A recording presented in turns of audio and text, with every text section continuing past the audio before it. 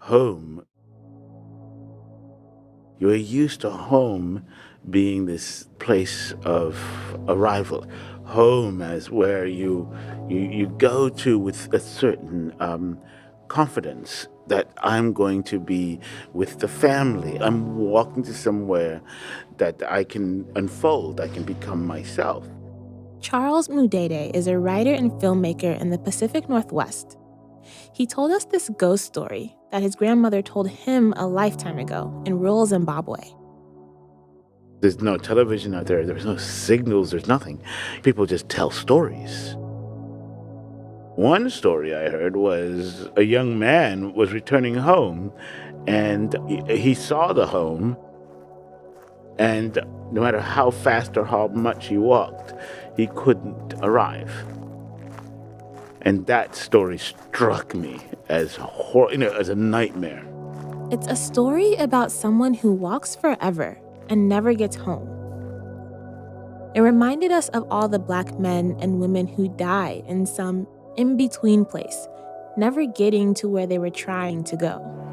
Stop. I have a right to stop you because you're being suspicious. The Colorado Governor's Office says it is now examining the 2019 death of Elijah McClain, a 23-year-old Black. Relax. I'm going home. Relax, or I'm going to have to change this situation. You could see the warmth of the house. You could see the smoke coming out of the chimney miles and miles away. You could see a place that was ready to receive you. I was just going home. But you couldn't get there. Trayvon Martin was just 17 years old when he was confronted by George Zimmerman, a neighborhood watch volunteer, as the teenager, wearing a hoodie, walked home from a store. That horrifying feeling of not being able to go where you want to go.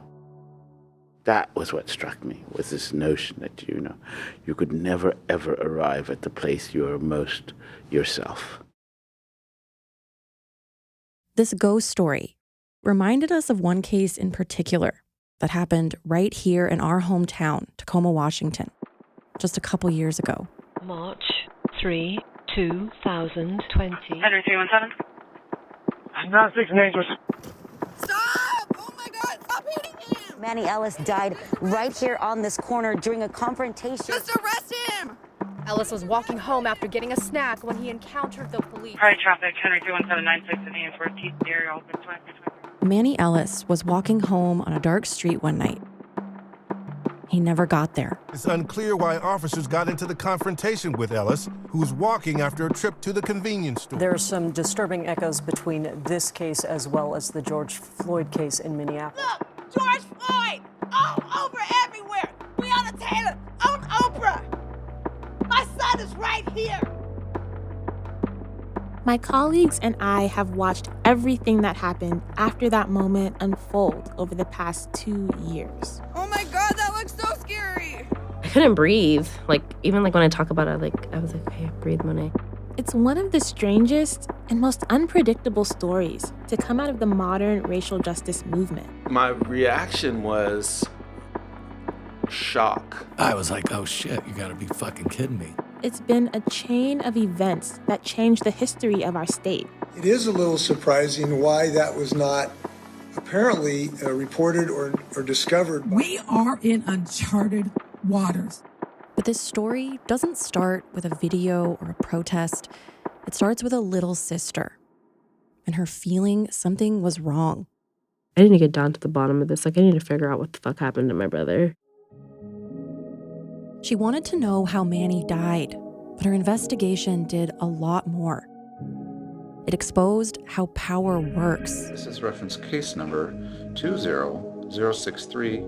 Do you not understand that we cannot wait for nobody to do shit because they're covering their tracks? He's just swinging wildly at me, grabbing at me, and he's growling and just making kind of animal noises. They didn't think a single mom of 5 kids could possibly impact their powerful information machine. There was no heads on knees, there was no cutting off of circulation. Do you know anybody that saw anything? That's what I was doing. They didn't think that Monet with a baby in one hand and a bullhorn in the other could get many around the nation to actually care about Manuel Ellis's life.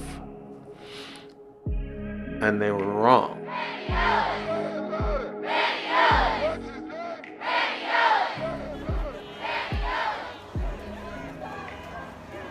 Manny's story straddles this dividing line in history. He died just months before George Floyd was killed. But people only seem to notice afterward. Manny's story shows us what happens when two worlds collide. The old pre-George Floyd world fighting to stay alive, and this new world struggling to be born. We want to know what Manny's death means and what his life meant. People pay a dignity tax by virtue of where they're born. He represents a whole generation of black men. Manuel was an anointed child. When I was pregnant with him, the Lord filled me with his presence. My brother had a future. He was a musician. He was one of my best friends. We went through a lot of pain growing up and in life. So, we were pretty strong. But then for him to have to die in pain. He never arrives. He's the ghost, trapped in that space between the store and his house. I want him to know that he was important. I think they thought he wasn't important. Walking home, that's what he was doing. From KNKX Public Radio and the Seattle Times, this is The Walk Home. Subscribe to this feed to get the episodes as soon as they come out. The first episode drops on September 7th.